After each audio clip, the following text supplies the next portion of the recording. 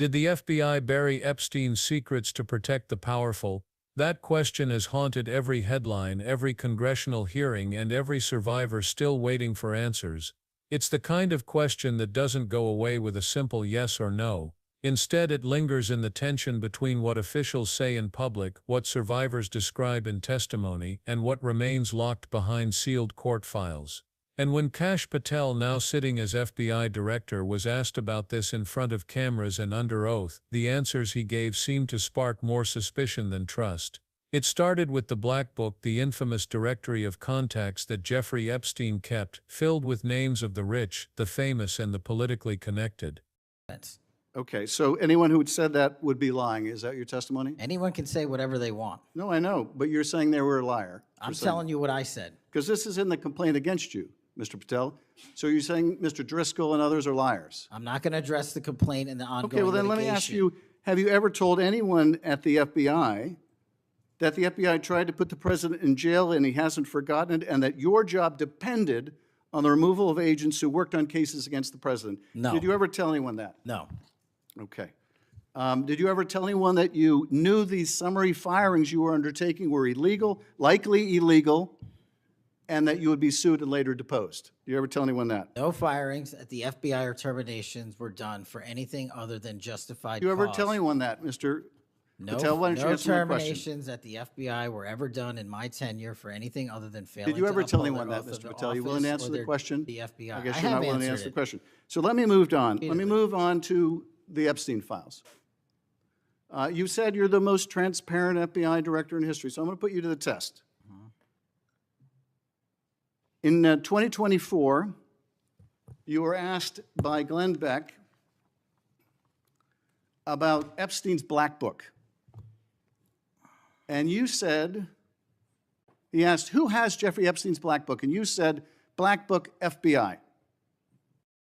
And he said, but who? That is, I mean theirs. And you said, oh, that's under the direct control of the director of the FBI. That's what you said. Was that true, Mr. Patel?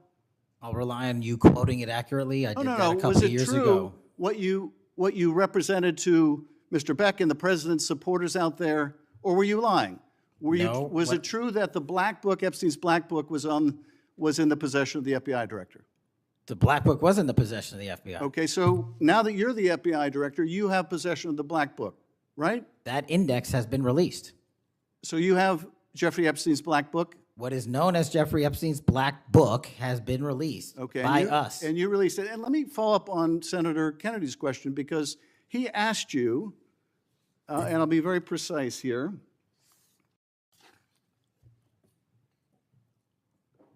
You've seen most of the files. Who, if anyone, did Epstein traffic these young women to besides himself? And you said, himself. There's no credible information, none. If there were, I would bring the case yesterday that he trafficked to other individuals. And Kennedy, the information we have, again, is limited. And Senator Kennedy said, the answer is no one. And you said, for the information we have. So is it your testimony today that in all the Epstein files, that Jeffrey Epstein trafficked no one to anyone but himself? Is that your testimony, Mr. I never Patel? said Jeffrey Epstein didn't traffic anyone else. Did he traffic any young woman to someone other than himself? That was Mr. Kennedy's question, And I Senator Kennedy's said question. the information that 3 administrations have had access to I'm have asking made you- determinations that there are no investigative leads that were credible to prosecute and investigate any others. I'm Well, specifically I'm asking stating you whether we it's were your working on. testimony today. Well, you just read that it, and I said it 10 minutes ago, so let the record reflect my I testimony. just want to make sure there's no misunderstanding, because there are victims like Virginia Guifer who have testified otherwise, who have said otherwise, and you're telling the American people today that the Epstein list is a single name and it's Jeffrey Epstein. That's what we're to believe? That's not what I'm saying. That's what you're saying, and Well, you let can me- say let me whatever ask you want. Let me ask you this. When Todd Blanche went to interview Ghislaine Maxwell, she said, but did I think these guys were coming for that? I really don't. If you met Epstein, there's no way that this cast of characters, of which it's extraordinary, and some are in your cabinet, who you value as your co-workers, and you know would be with him if he was a creep or because they wanted sexual favors. A man wants sexual favors, he will find out. They didn't have to come to Epstein for that. And the next question Todd Blanche, the president's former criminal defense lawyer, asked is not who in the cabinet, who are you referring to? His question is, so when's the last time you think you were with Mr. Epstein when he got a massage? So let me ask you, who are those cabinet members that Ghislaine Maxwell was referring to that, that were part of this cast of characters associated with Mr. Epstein? Who are they? The Deputy Attorney General took the aggressive step that no one else did and interviewed Ms. Maxwell for 2 days, and we released the entirety of that transcript. Who are the cabinet members? I do not have that transcript in front of me. You're picking it piecemeal. The American public can read the entirety of that. One last question, because you clearly won't tell us the cabinet members associated with Mr. Epstein. Let me ask you one last question. And that is, right after she gives this testimony, in front of an FBI agent, among others, she's transferred to a minimum security prison not suitable for a sex offender like herself. Who made that decision and why? The Bureau of Prisons. The Bureau of Decisions made it in Prisons. The Bureau of Prisons decided on their own, without any consultation with Blanche or anyone else, that they were going to suddenly, after this interview, completely unrelated to this interview, completely unrelated to anything she said, move her to a prison not suitable for a sex offender. You want the American people to believe that? Do you think they're stupid? No. I think the American people believe the truth, that I'm not in the weeds on the everyday movements of you're inmates. Not in the weeds? What I am doing is protecting this country, providing historic reform, and combating the weaponization of intelligence by the likes of you. And we have countlessly proven you to be a liar in Russiagate, in January 6th. You are the biggest fraud to ever sit in the United States Senate. You are a disgrace to this institution and an utter coward. I'm not surprised. I'm not surprised that you continue to lie from your perch and put on a show so you can go raise money for your charade. You are a political buffoon at best. Well, you can take an internet troll. Take it to the bank that the FBI is protecting this country and the state and citizens of the California. We are bringing historic reform. Point of order. But all you care about is a child sex predator that was prosecuted by a prior administration, and the Obama Justice Department and the Biden Justice Department did squat. And what did President Trump do? Bring new charges courageously. And what have we done? Chairman, you said I'm the most transparent situation. FBI director in history. 33,000 pages of information to you. I challenge you to say anything credibly to the truth. Go ahead and run to the cameras where you want to go now. Both of you be quiet. Before I go to Senator Tillis, without objection, I want to introduce into the record the Durham Annex. The Durham Annex is a declassified appendix to John Durham's report about Crossfire Hurricane. The Durham Years ago, before Patel ever took office, he went on air with Glenn Beck and said the Black Book was under the direct control of the FBI director. It sounded like a promise, proof that one man, the director himself, had the power to bring it all into the light. But once Patel actually held that office, his tone shifted. When pressed in hearings, instead of bold promises, he gave measured answers. He said the index had been released. He said procedures were followed. Suddenly, that clear statement of ownership and control turned into a legalistic explanation. To the public, it looked like a walkback, like a leader promising transparency before retreating into red tape. Was Patel simply bound by the law, or had political pressure pulled him back from the edge of exposing something bigger? That's where the doubts began. The doubts grew louder when Adam Schiff pushed Patel directly. Schiff didn't waste time. He went straight for the core. Who did Epstein traffic victims to besides himself? He wanted names. He wanted acknowledgement that this wasn't just one predator acting alone. And Patel's reply was sharp but unsettling. He said that across 3 administrations, Obama's, Trump's, and Biden's, there had been no credible information to charge anyone else. To hear him tell it, 3 different Justice Departments had looked, and none had found enough evidence to move forward. That's a powerful statement. but it also stands in stark contrast to survivor testimony. Take Virginia Giuffre, for example, whose name has been linked to Epstein's circle for years. She has said clearly and consistently that Epstein's network went beyond just one man. Her testimony describes being trafficked to others. And she isn't alone. Other survivors have told similar stories. So when Patel says the official files contain nothing credible, while survivors describe the opposite, the contradiction is explosive. One side is speaking from lived experience, the other from bureaucratic files. And viewers are left to wonder which version is closer to the truth.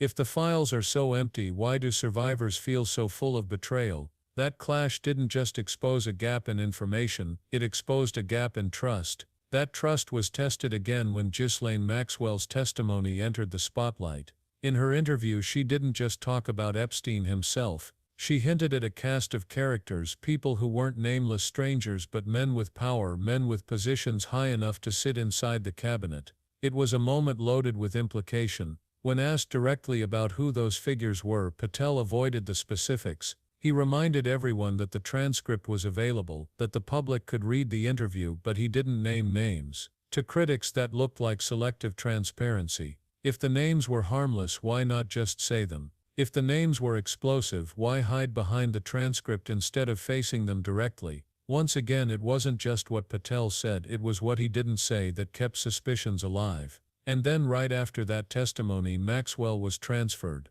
Out of nowhere, she was moved to a minimum security facility that even advocacy groups argued wasn't appropriate for someone convicted of sex crimes. Officially, the Bureau of Prisons made the decision. Patel insisted he wasn't involved, that inmate movements weren't his department's daily concern. But the timing felt too perfect, too suspicious. It was just days after her FBI. To survivors and watchdogs, the move looked like protection, or maybe retaliation, depending on how you read it. Was it coincidence? Maybe. But in a case already buried in secrecy, coincidence doesn't feel convincing. It feels orchestrated. Behind the drama of hearings and transfers lies the technical reality of the Epstein files. They're not a single binder sitting on a desk waiting to be flipped open. They're a labyrinth of legal categories. Grand jury testimony sits under Rule 6E secrecy, sealed so tightly that even Congress struggles to break it. Search warrant materials can be sealed to protect investigations or privacy. Digital files, photos, videos, emails, financial records contain content so sensitive, including child abuse material, that releasing them publicly would be catastrophic for survivors. And then there are the 302s, the witness interview reports, which can sometimes be released in redacted form. Each category carries its own restrictions, its own legal hoops. That's why Patel says he can't just dump everything online. And in a narrow sense he's right, but narrow truths can still hide broader failures. Because while some documents are locked down forever, others could be petitioned for release, with redactions, if the Department of Justice chose to fight for it.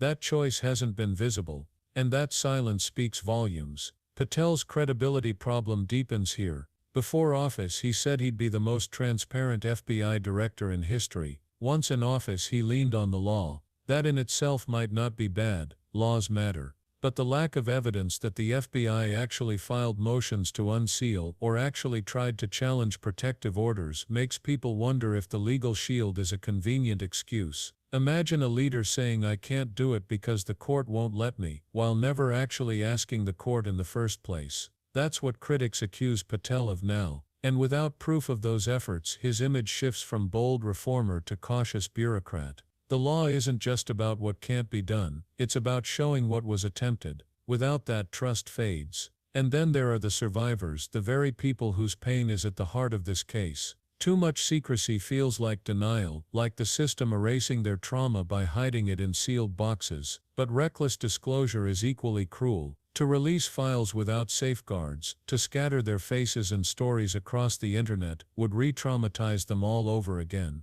That's why survivor-centered transparency matters. It means notifying them before files are released. It means redacting names, images, and details that could harm them. It means letting them have a voice in whether certain materials should see the light of day. But in all the shouting between Patel and Congress, survivors are treated like footnotes. Their protection is cited as a reason for secrecy, but their consent is rarely sought as a reason for release. That silence is its own injustice, leaving them invisible while their stories are debated like political footballs. Congress, however, isn't powerless. It has tools if it chooses to use them. Lawmakers can subpoena the files, drag the DOJ into court, and demand motions to unseal. They can request classified briefings, secure facilities where bipartisan committees review the material under oath. They can legislate new rules for high-profile cases where public interest outweighs privacy. The problem isn't the absence of tools, it's the absence of will. Schiff, in that fiery exchange, wasn't just grandstanding.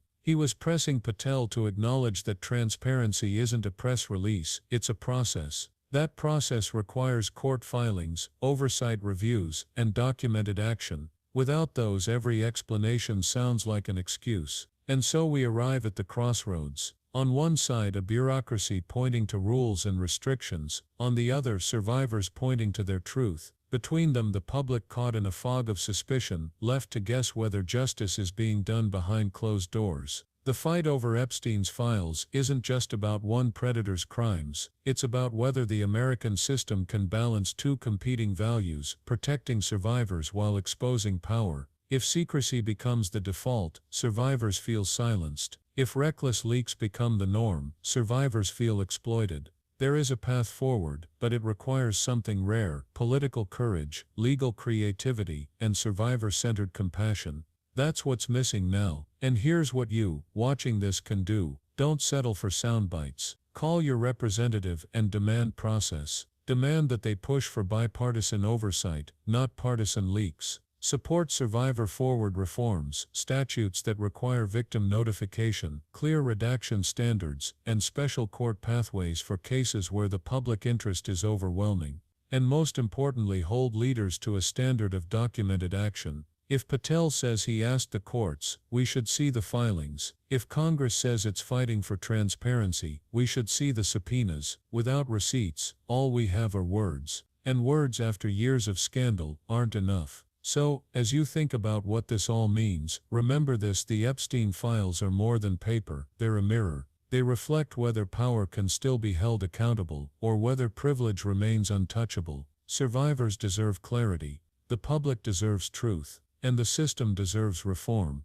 Because if justice can't pierce privilege, then what hope is left for truth? Subscribe now if you want the follow-up, where I'll break down the exact legal motions Congress could file tomorrow, the redaction standards judges already use, and the step-by-step path to pry open the Epstein files without destroying survivor dignity. Like this video if you believe transparency and compassion can coexist, because that's the only way this case can finally move forward.